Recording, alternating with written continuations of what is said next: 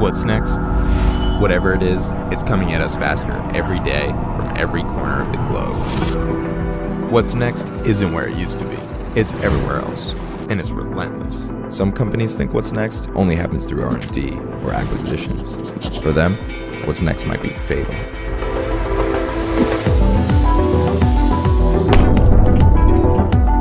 The most innovative companies are partnering with startups to do more with less, to hack problems, and to unlock growth.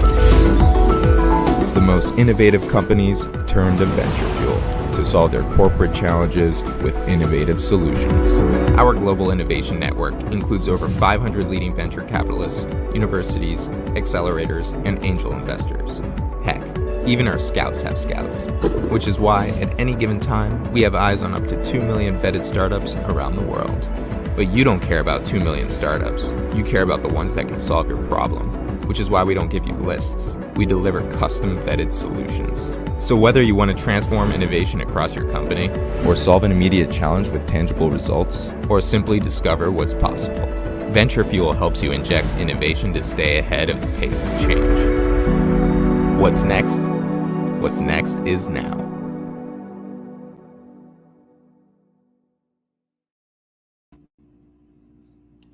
Hey everyone, I'm Fred Schonenberg. I'm the founder of Venture Fuel. Thank you so much for joining us today. We have an unbelievable agenda looking at the future of beer, wine, and spirits. It's part of our event series, What's Next Now? And we're going to jump right into it because we have so many good speakers to talk to. Briefly on the agenda, I'll give you a little background on Venture Fuel and why we do this. Then we're going to dive into the front lines of beverage innovation with some unbelievable industry leaders. And then part 3, we're going to share some startups, some ventures to watch that we think are worth you paying attention to in the future and now that are driving that change. And then lastly, we're going to have a panel discussion around disrupting the drinks category. So just very briefly, I'd love to give you a little background on Venture Fuel. I launched the company 8 years ago, and the whole reason behind it was this idea of next is now. We used to look at our core, and then you start to open up your aperture a little bit and you start looking at new and emerging markets, and then maybe down the road, the future markets. And really with the acceleration of technology, that next horizon has become mandatory for today. And so our business is focused on finding what's next for the world's leading organizations. Some of our clients, you can see here, what's important here is that you'll see we are across all different verticals. Alcohol, certainly, which we're going to talk a lot about today, but all the way to chocolate and then beyond. And that's very, very purposeful. We believe there's a lot of value in looking at adjacent industries and verticals for new ideas that can be moved into whatever your core focus is.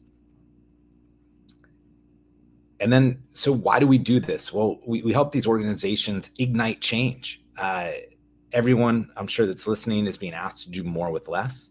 And there's an opportunity to collaborate with would-be disruptors, right? A lot of people think of startups and they go, oh no, they're going to disrupt us, or they're too small, they're too insignificant. We really find those companies that are in between that want to collaborate with you. And we do this so that you can unlock efficiencies, you can identify new and emerging business models, and of course, to future-proof your business.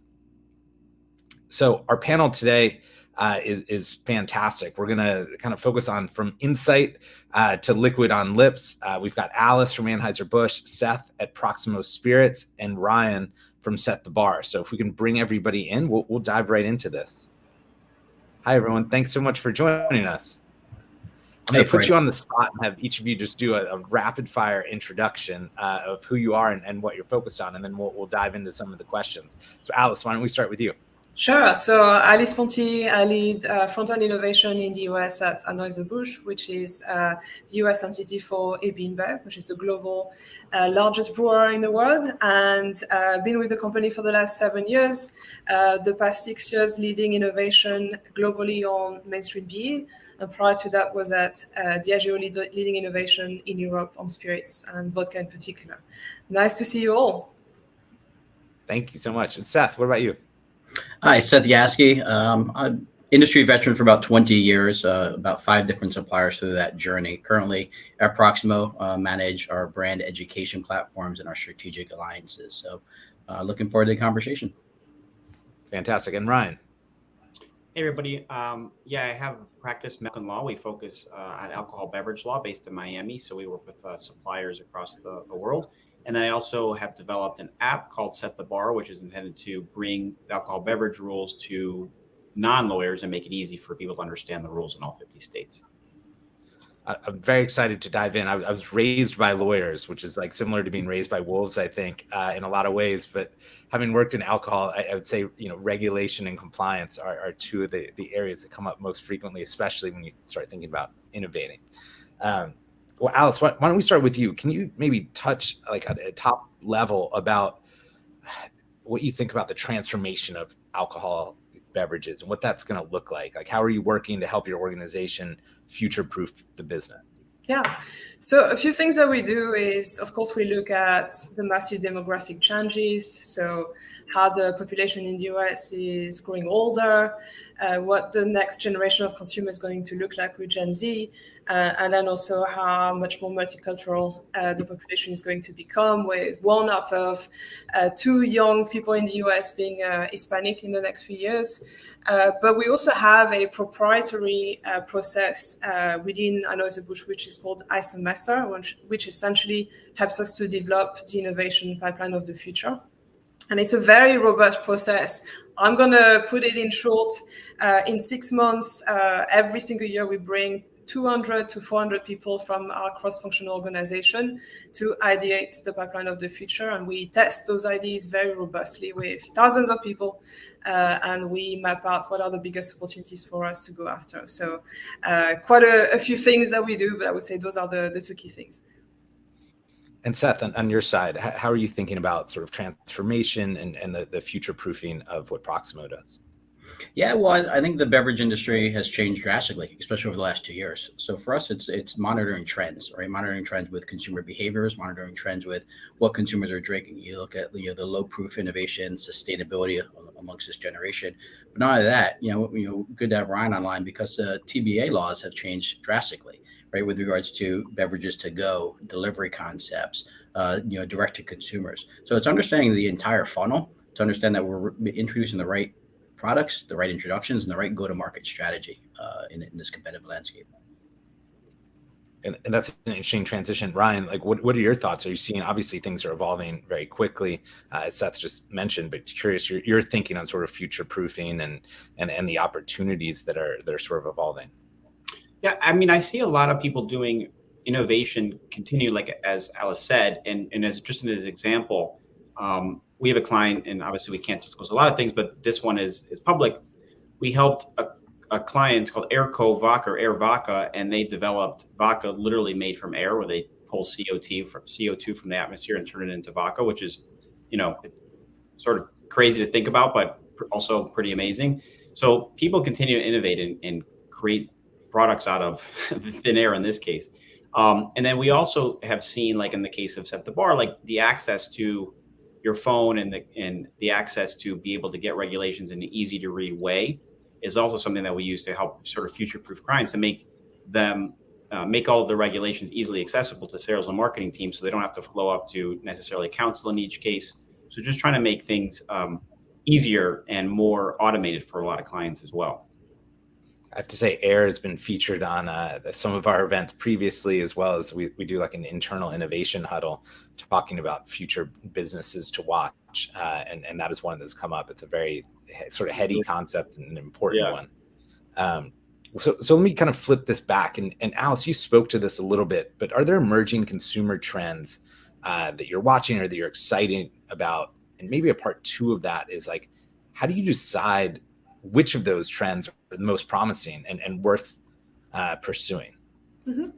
So I think, in simple terms, for me, it's all about what is good for me and what is good for the planet. So people are looking for solutions that are going to really help them promote a healthier lifestyle.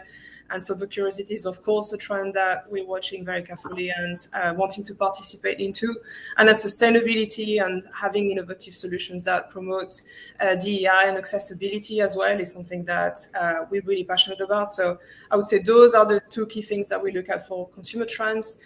When it comes to identifying which ones we want to go after, we actually have a process which is called Census Sessions, which is run by our Insights team. And that essentially looks at four things: the consumer, the culture, the search, and the market performance. And we bring different partners such as our internal in-house shop, MarketCast, Google Analytics, and RRI in order to identify not only what are the most relevant consumer trends that we should be tapping into, but how do we do it and who's doing it well out there. And then I'd say, Seth, on your side, are there different trends that you're excited about? And then the second follow-up question of how do you decide which ones to pursue? Yeah, no, great question. I think the only thing we down on there is geography trends, right? We are a global company, so we're seeing what the innovations are in other markets and other regions. Proximo is a tequila company first and foremost. So we're looking at what are the aspects that were happening in Mexico. We're seeing a huge influx of Cristalino tequila, which we are lucky to be the innovator proprietors behind that, and seeing the expansion and the growth in the Mexican markets. Still relatively new introduction to the States. So how do we foster that? How do we help foster that growth, that education, that inspiration?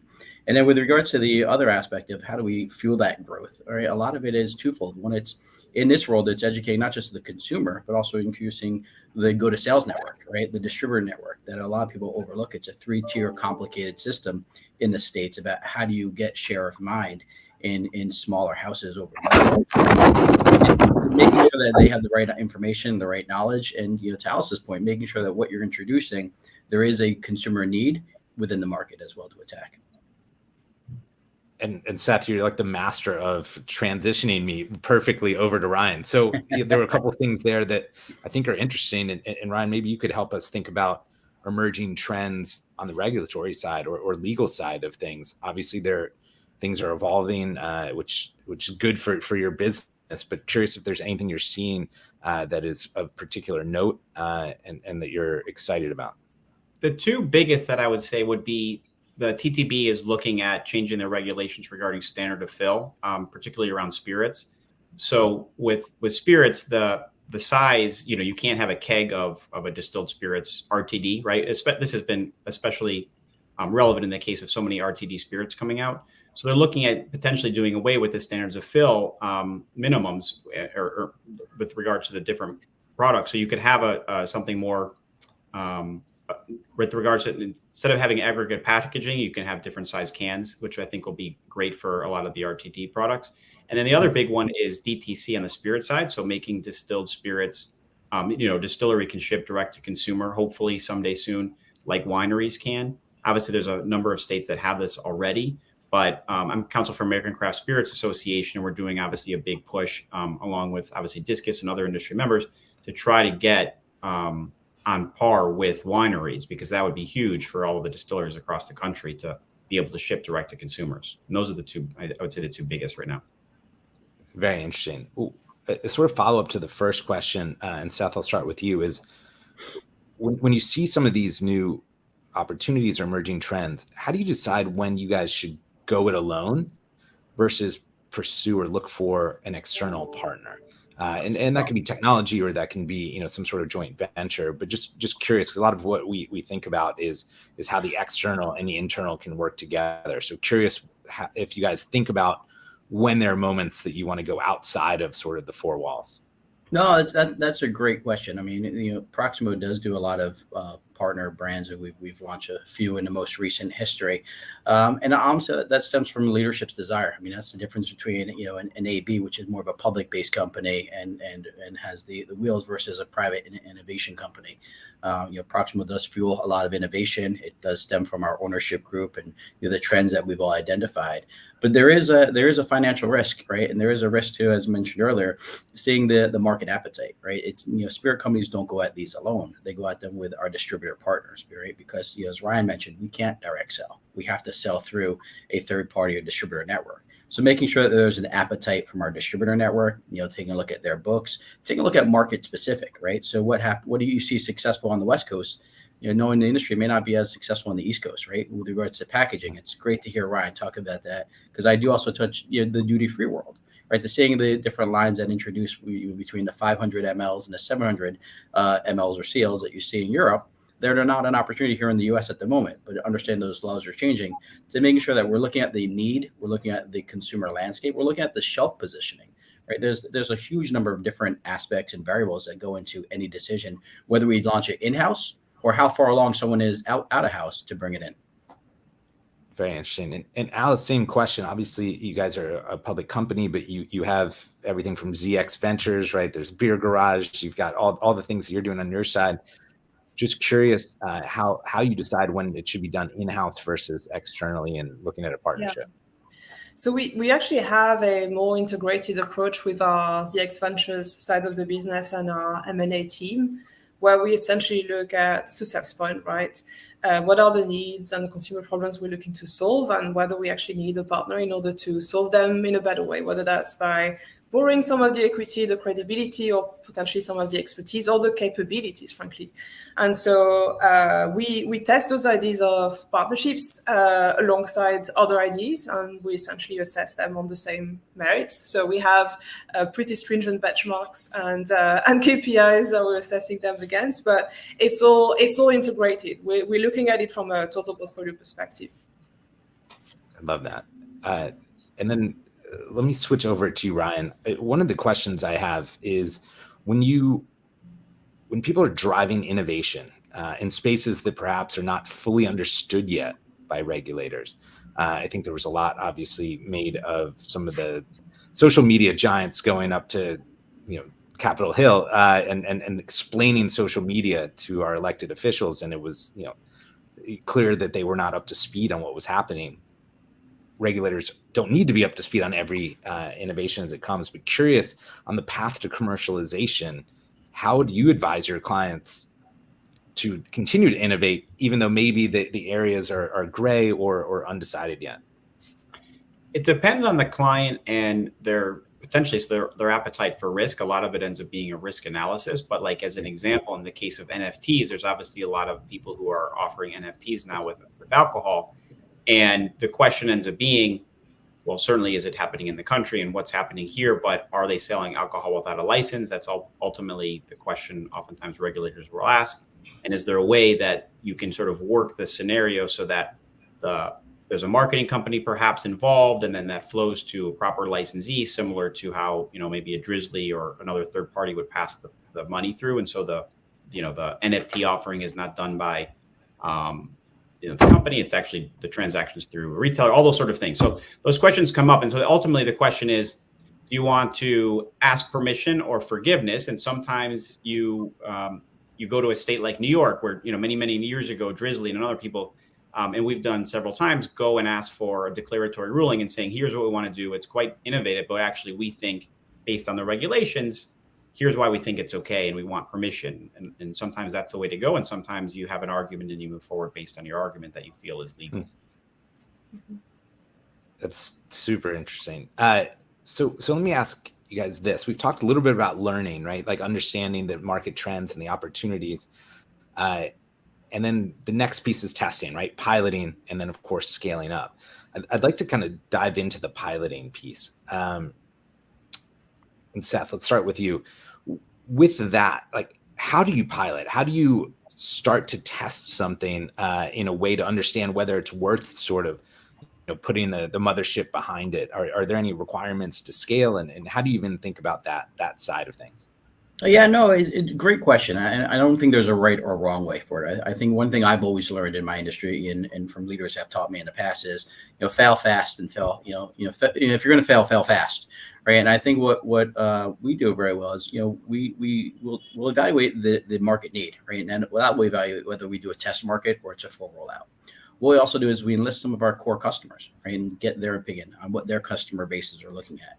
So nothing is done solely in a vacuum, right? It's done with the input, the right knowledge base, the right input from the key partners that are going to help drive our brands and drive our business. So there's no true one way. It's going to be a product by product, launch by launch decision to see kind of what the appetite is from the market, what the appetite is from our customers and our distributor base, because ultimately they're the ones on the front line that are selling. I do want to go back to kind of what Ryan was saying with regards to the TTB. I mean, one thing is we do self-govern, right? We are morally just. I've been in this industry for 20 years, so it definitely stems a lot. But the TTB is very keen on what's going on, right? There is tied house laws we have to abide to, right? With regards to social media, we can't promote where our spirits are at certain accounts, right? A lot of the spirit world is still organically found, right? Working with celebrity influencers and what they can communicate and how they communicate on their social networks, because they're talking to the masses from a commercialization. And the one thing you don't want to do is jeopardize a brand launch, a brand initiative, based upon some not being familiar with the applicable laws in the industry. Super interesting. Alice, I'd love your thoughts on sort of the piloting step. Yeah, so we're very fortunate that we actually have a pilot machine internally within AB, which is called Apollo. And basically the job of that team is to incubate our new to world propositions and our innovations in market. So we start from concepts that are really robustly vetted with consumers. We get lots of rounds of feedback, iterate and optimize. And then when we're at kind of a 90% confidence that we have the right bundle, we have the right pack, we have the right product, we have the right brand, we go into market. And we go into market in a small way, but in a way that's reflective of a nationwide launch. And so that really gives us the best way to assess if we've missed anything from traditional research, if there's anything that we still need to optimize, and also to lock the commercialization playbook. So how are we going to support this brand or this innovation when we invest in a big way?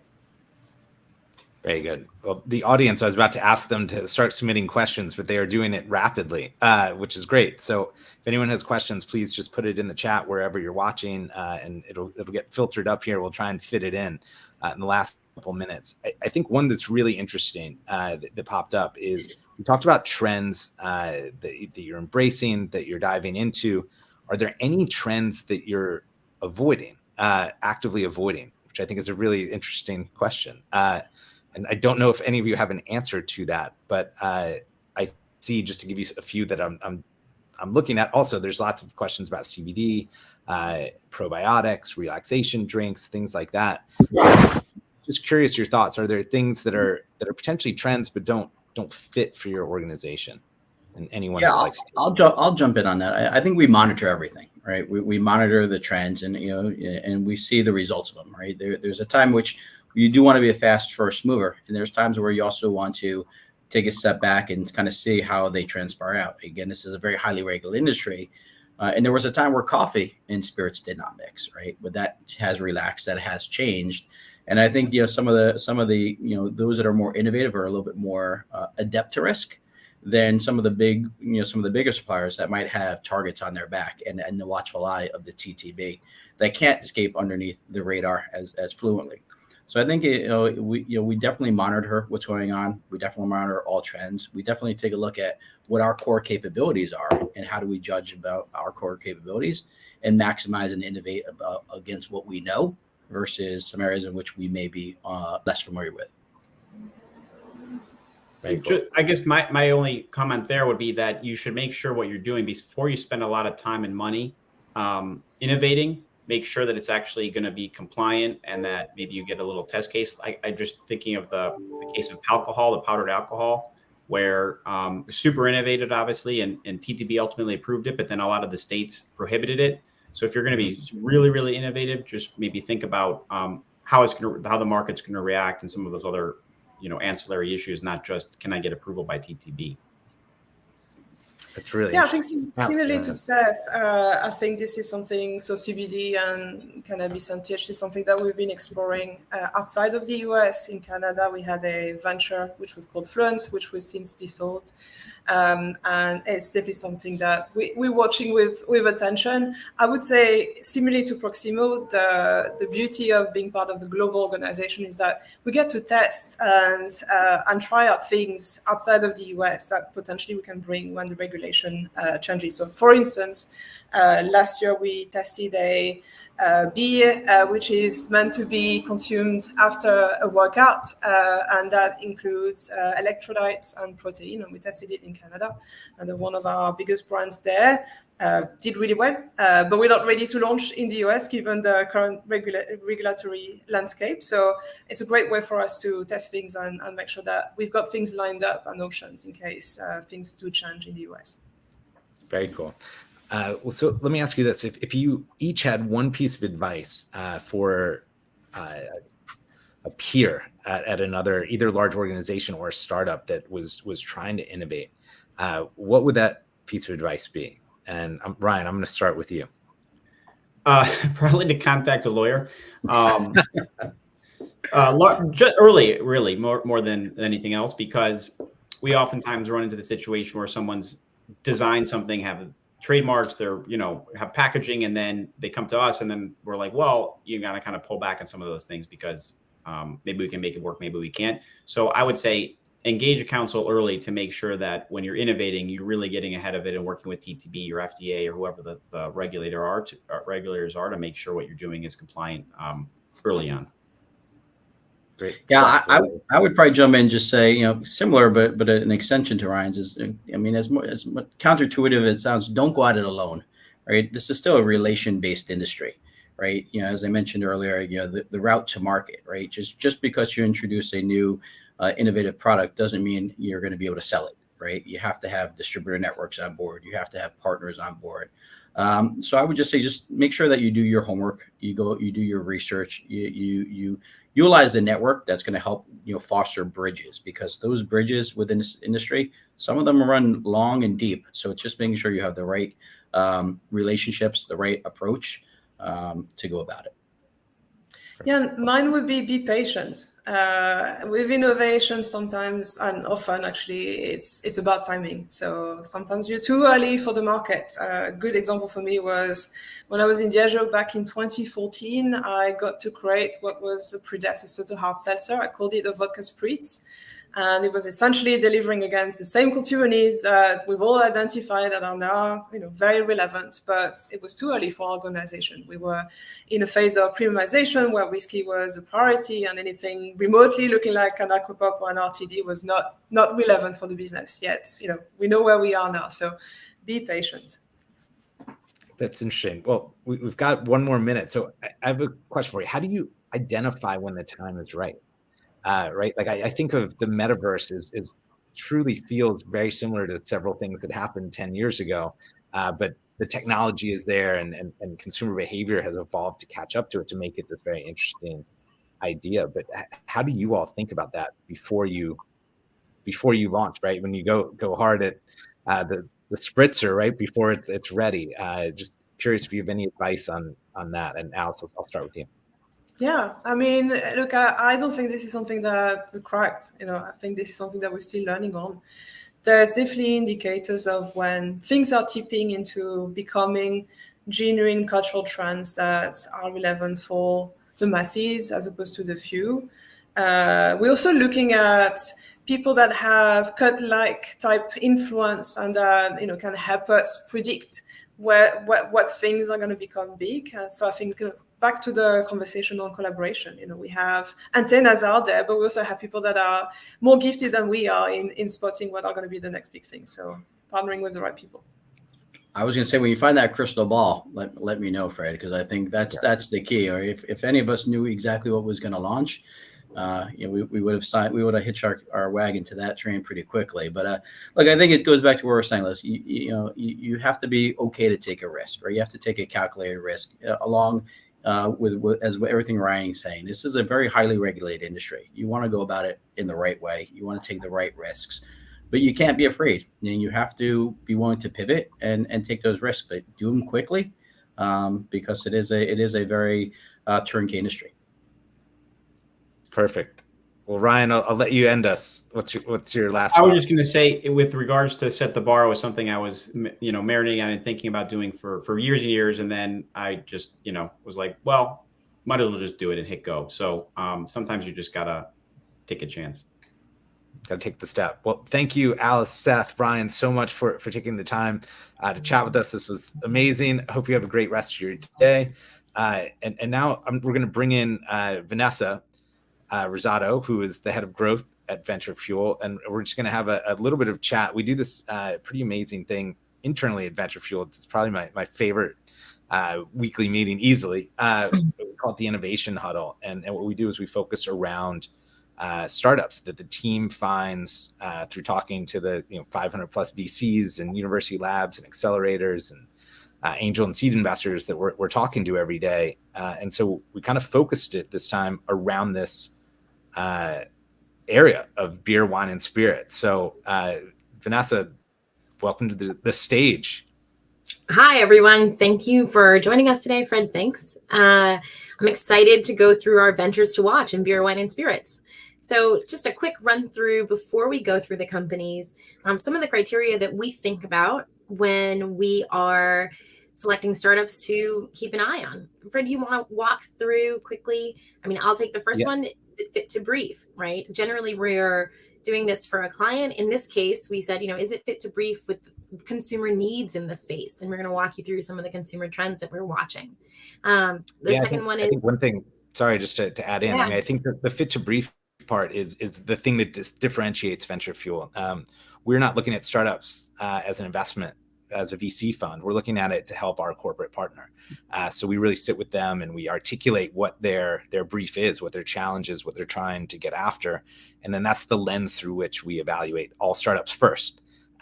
So it could be a unicorn, but if it doesn't solve our corporate partner's challenge, it's not relevant. So I think that's a big piece of the lens we look through. And then, number 2 and number 4 are very, I would say obvious to people that are excited about innovation, but slightly different, right? Is it emerging and new? Is it something that hasn't been done before that is unique to what the corporate is doing? And then does it break through?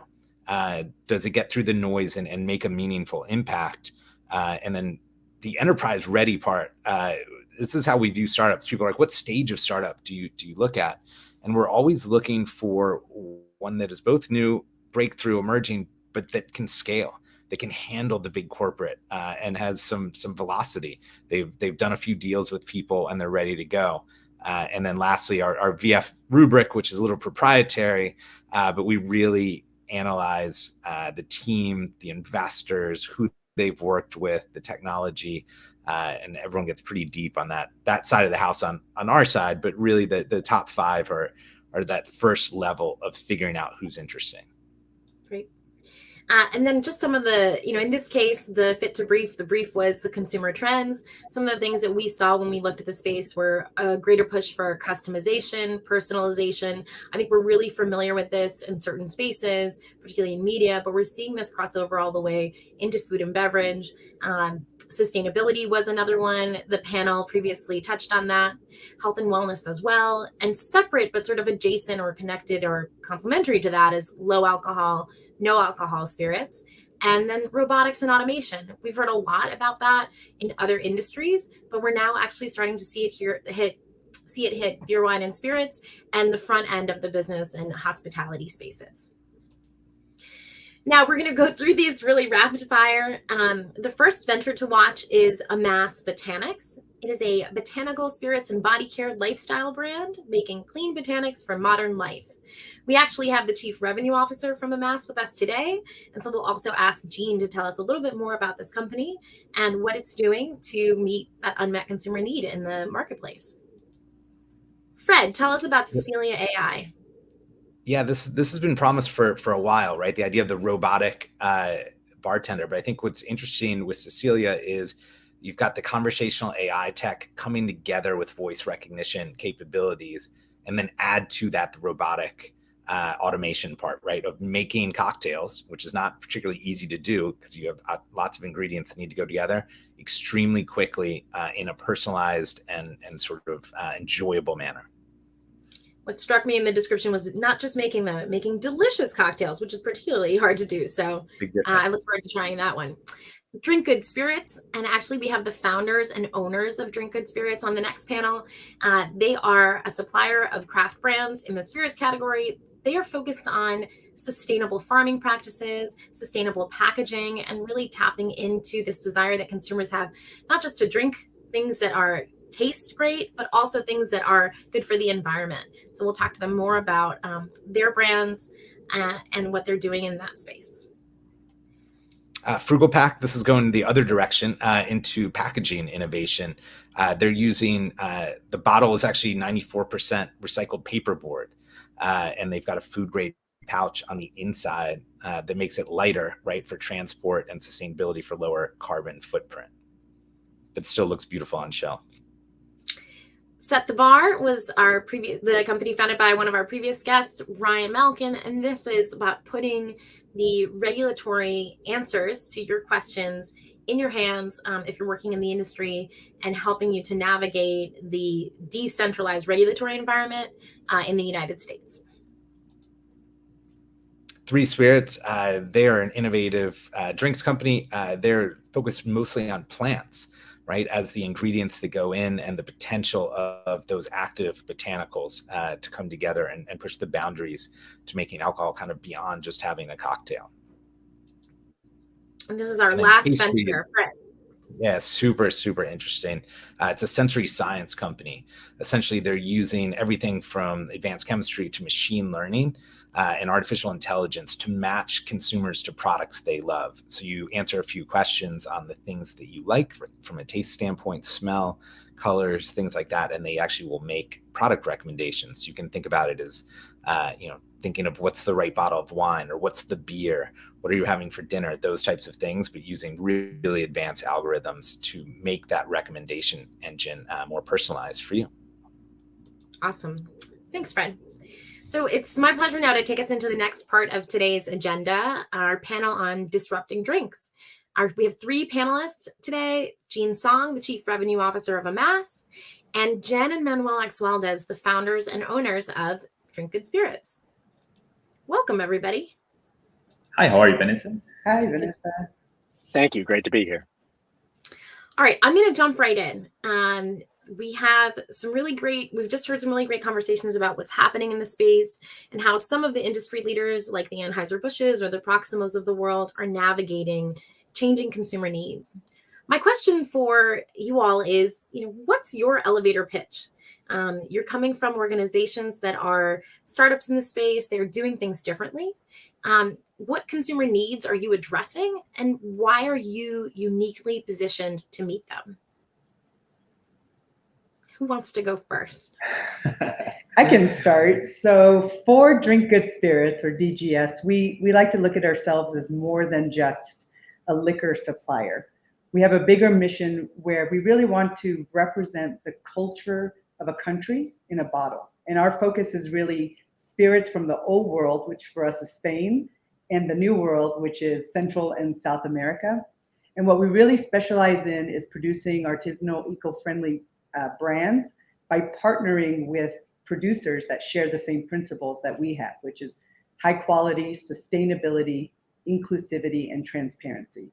Really, what we're trying to do is our goal is for the community that we have to really want to experience and expect more from liquor suppliers.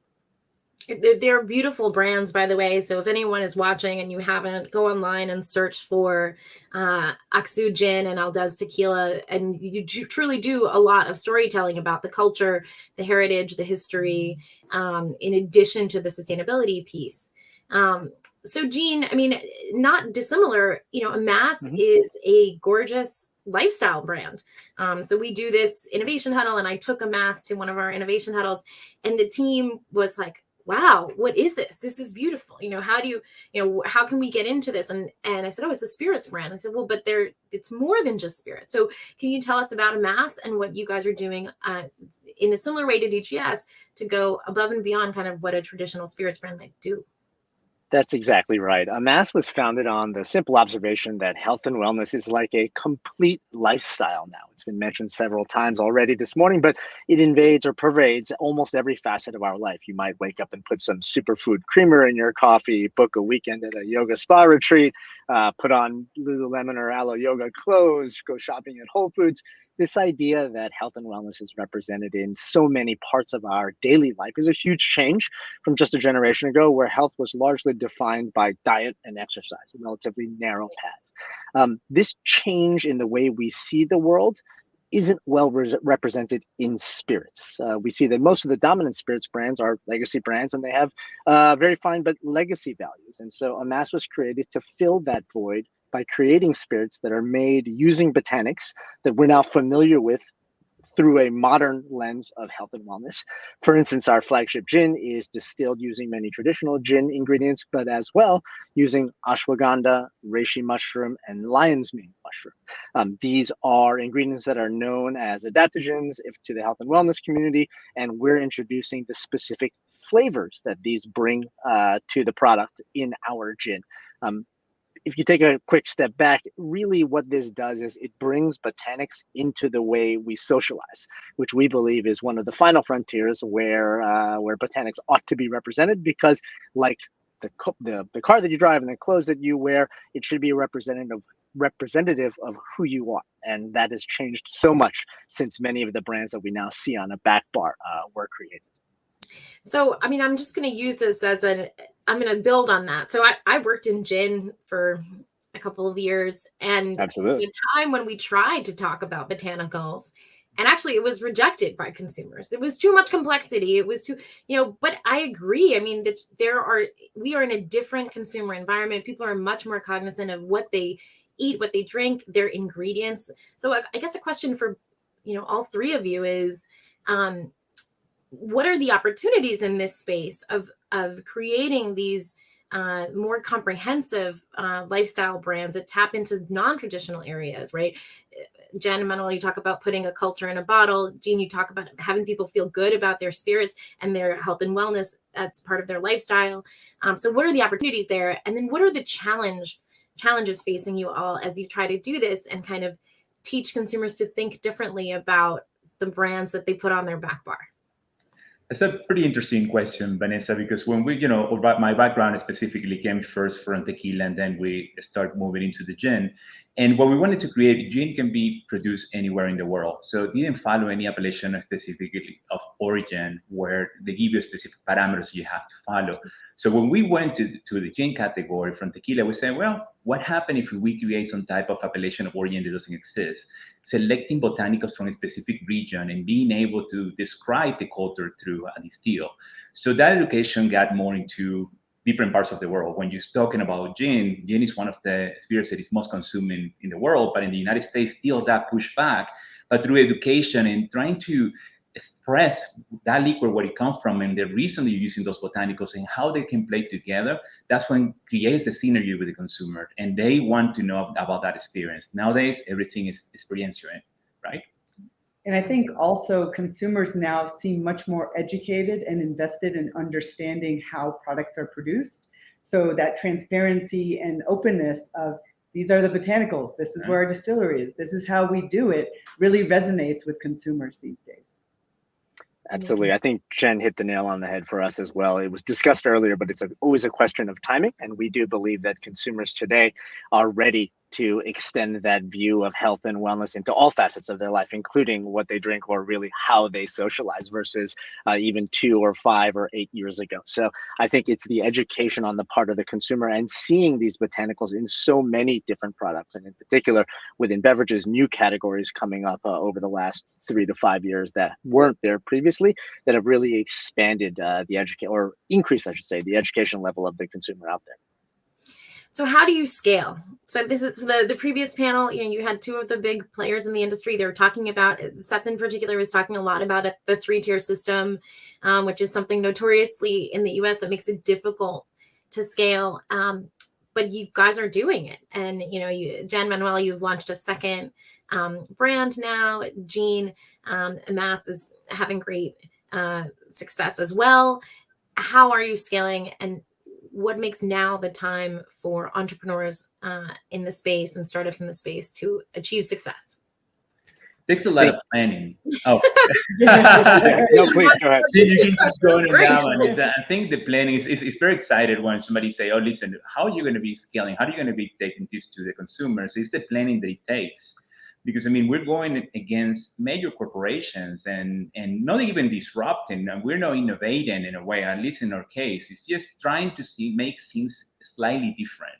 and being way more transparent. So the planning route that you have to take is knowing every single aspect of your business. And in our case, I mean, I spent many, many years working for corporations and understanding every aspect of it. And that will give you the right tools to do a business plan, to start planning exactly what you need, what all the pieces that you need. And the way that I see it is a puzzle. I mean, all the pieces are going to be laying around. And how can you put these efficiently together and be able to predict in a way without having any data? When you're talking about big corporations, they have a lot of information. They can go back and see, okay, this didn't work. This didn't work as well. So, and they find it. In our case, you mainly have to have a gut feeling when it goes into, okay, this is the direction that we go, and you have to be in market. For us, what it makes a difference, I'm in there. I'm not like a CEO and a founder that's staying there behind a computer. I have to see the consumer's reaction, what they feel, and how they react to the problem. And then from there, we can start planning to future productions.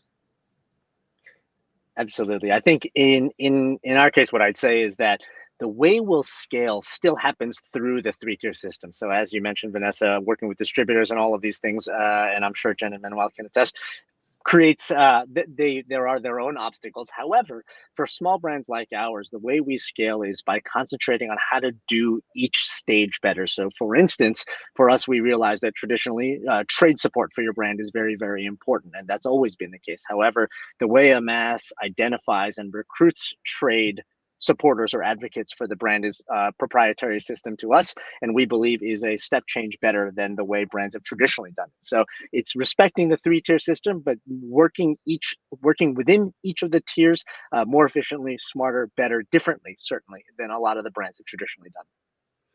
So on that note, and I know, you say proprietary, you can't share more, but I'm going to ask the three of you to share what you can with our audience is composed always of a mix of corporate executives that are innovating in the space, venture capitalists, and other entrepreneurs.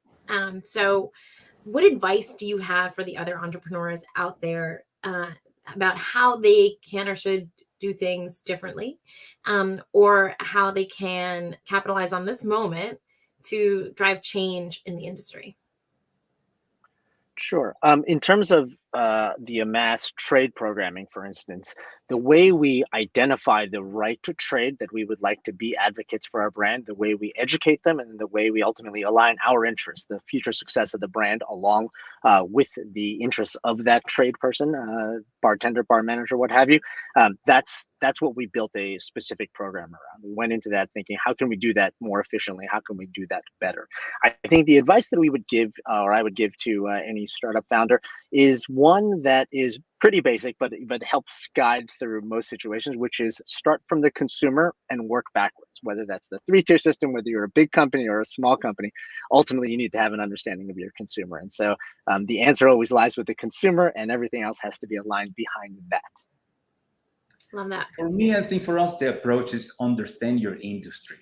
I mean, we see a lot of entrepreneurs jumping into something that they don't have no knowledge whatsoever and trying to succeed. So what you do is you ended up burning all the cash. So being able to understand every aspect of what you're doing, that's what it makes you successful in planning. Planning a lot of observations, see what works on other companies. I mean, the way we base a lot of what we release to the market is seeing, taking note, and understanding the way that they did it. In whatever space. I mean, the way we started is through incubation phase. We totally work with the 3-tier system, and when we're ready, we just bring it to market. But if we really know exactly every step, it will be extremely costly and difficult to master. And my advice would be, quality, really. You can have the most beautiful package and a lot of money to market, but ultimately, if it's not good, it's not going to succeed. So start with a good product and then plan, for the consumers. Those are great pieces of advice. I think sometimes when we could talk about innovation, we get lost in like everything should be so different, but a lot of times it's about going back to basics and the fundamentals. Know your business, know your customer, know your consumer. We have some great questions coming in from the audience. I'm going to share the first one, which I think actually, Jen, builds upon what you were just saying. How do smaller brands navigate distributor relationships where they may be a small player in a massive portfolio? So for folks, yes. our audience today is folks, but for folks who don't know, you're often in the same houses or same distributor competing with, a Tanqueray or an Aviation Gin or these larger industry players who may have a lot more resources to put behind their brand. So how do you compete? And I'm not meaning to be so gin centric today, by the way. I mean, I am, but the three of you, why not? So, so how do you navigate that? Well, I think, it goes by phases. Going directly to a distributor was something that first, it was going to be too hard just to go directly with an innovation that have no proven sales. So using great platforms, we use Bar Street. Bar Street was a platform for us being able to sell direct and try it in a specific market. So you do self-distribution. You're not going to be, in our case, it was very unlikely that distributors were going to pick us up right away because, we're family owned. So the only way we can do it is just go ahead, generate sales. And that's what I call the incubation phase. You have to be able to see if you have a proven concept of what you're going to be doing in a specific category. For us, it took us almost 4 years. To go to a major distributor. Now we're rolling out the distribution in our brands, but we already go with sales. We understand the market. We understand what they're doing as well because we have done it directly. So that's one of the key elements that you take when you're going to be launching.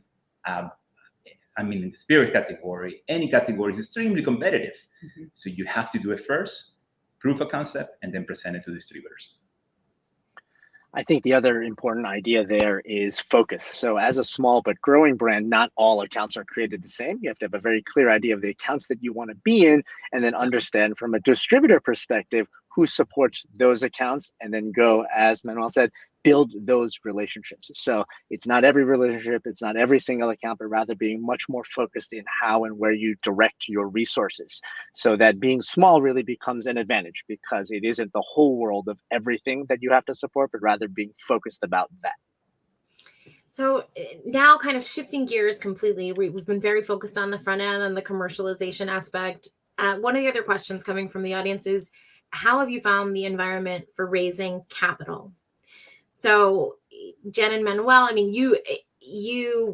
so what we do these events every month, we talk a lot with founders, and it's very often that the title people ask me to put under their names is, founder and CEO. You were very purposeful. You said founders and owners. You're the owners of DGS. And so, but question for you and for Jean, for Amass as well, as you think about going out and scaling, are you thinking about raising, and how is the environment for that? Yes. I think eventually we will obviously have to raise money. And for us, it's about finding the right partners that understand the need and fill a gap in our skill set or an area that we need to continue to scale. So it's not just about money at the end of the day. Money is easy to get, but it's finding that accelerator for growth for where we are in our business. Yeah, so the beginning, mainly the way that you finance is self-funding. We put all the money in. We got some bank loans that went through. Then after we have more momentum, we don't call them investors, we call them partners. So yes, we got a partner involved. They help us scale. So we look at different scenes when we select them. And it took us years to even get on board with one of them. Because it's just, it's risky. You have a main direction. You know exactly how you're going to shape the company, and bringing somebody to the organization that doesn't share the same principles, it can be very scary. And also you can lose your identity as an organization. Mm-hmm. So yeah. Yep. Partners that challenge you and push you to be better. That's really more important than money at the end of the day. Exactly. But you definitely need funding. So.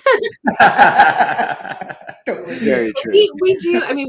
We run a lot of accelerators for clients, and at the end of the day, we run two of the largest accelerators in one industry, and we can stand there all day screaming about, you can get all this investment for your company to accelerate your brand, but we do hear the same thing that you are saying from other founders. They're like, that's great, but I need an introduction to the grocery channel. I need to find somebody who can help me, figure out my positioning because I know it's off, or I need that mentorship, that expertise. So that's a really great point. It's all strategic. Yeah. Jean, same question for you though on capital raising in this current environment for this industry. Yeah, we found it to still be very favorable. On Amass, we're lucky enough to have a small and very stable group of investors that have been here since the inception of the company. But as we look at the marketplace in general, I think as the money supply is tightened up, what we expect is that a lot of the brands that don't have proven concepts, that don't have their fundamentals right, may feel it a little more than a brand like Amass does. As well, the other thing that we've been cognizant of is going through what are newer channels for funding. So for instance, about 6 months ago, we finished up a very successful online public offering as a way to build both support for the brand and spread out that support on a grassroots level. So I think between new channels of funding and then for Amass in particular, a very stable group of investors, we felt that things are quite favorable and we expect them to stay that way. Yeah, back to basics, strong fundamentals. We're doing a lot of looking at the space and we're seeing the same. Folks are still raising funds, folks are still deploying capital, but they are really asking those tough questions and looking for the brands that are going to sustain the current environment. So we have 2 questions from the audience. We have time for one. So I'm going to, I guess I'm going to give you guys a choice. I don't know if I should do that, but I'm going to give you a choice. I'm famous for being a time optimist. The first question is, how do you get retailers to buy into lifestyle messaging? So this is really about the customer, the retail channel. Do they believe that that messaging matters? And the other is, how critical is it for startups to have a sustainability story? So it's actually not too dissimilar, the 2 questions. How much does your story matter at the front end, getting customers to buy in and give you that shelf space that Seth talked about, which at the end of the day, that's where the buck stops. You got to get on the back bar. You got to get on the shelf, whether it's virtual or physical. How much does your story matter?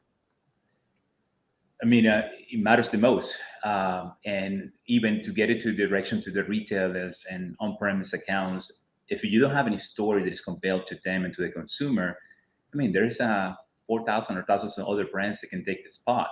So your story is the foot on the door, and then the quality that drives your product and the principles of the organization, that's what they follow. And we're talking about tough markets as, major key markets across the US. They have those consumers. They can get anything when you go into those markets, but they're looking for that specific story that will make them different than somebody else. So the opportunities that we have are great. The way that a lot of other entrepreneurs maybe see it is different. Oh my God, I'm going against all these big suppliers. I see it, the more big suppliers, the better, because I can actually maneuver through them. Like Jane was saying, I mean, we're like in a sport car. So we can make changes, we can communicate with them, and we're engaged with them. When you have a bigger company, the way I describe it is like an 18-wheeler. To make those turns, it takes forever, a bunch of approvals. In the case of ours, I mean, right away, just few calls. So it actually, the story makes a big difference for us. And I think as time goes on, that specifically about sustainability is becoming more top of mind. Global warming, things that are happening around us in the world, people are starting to see. So if it makes sense for the brand, I think it's important to have that story, but I don't think you force it. It has to fit with the actual brand and be true to who that, the brand is. I think that's right. I think that retailers are actually cognizant or well aware of both of those trends, and they know that their consumers want both brands that are better for the earth as well as represent the lifestyle that they're living. I think it really is incumbent upon the brand to then show within that how your brand stands out or why yours is different. And so it's not necessarily about getting a retailer to understand the lifestyle messaging or the idea that health and wellness is a trend. I do believe that they've already bought into that. It's just about what your brand specifically represents. Yeah, and don't just slap sustainable on on the package. Really and truly like integral, or don't just slap botanicals onto the package. You guys, you have beautiful brands. Thank you for joining us today to talk to us a little bit about them and what you're doing to change the industry and the space. That is all of our time today for this conversation. So for those of you in the audience, please check us out. You can follow us on LinkedIn, YouTube, Facebook, Instagram, wherever you consume content. And keep an eye out for our podcast, which will also have this content in a couple of weeks, republished in a podcast format. Venture Fuel Visionaries, wherever you podcast. Thanks so much. Have a great day.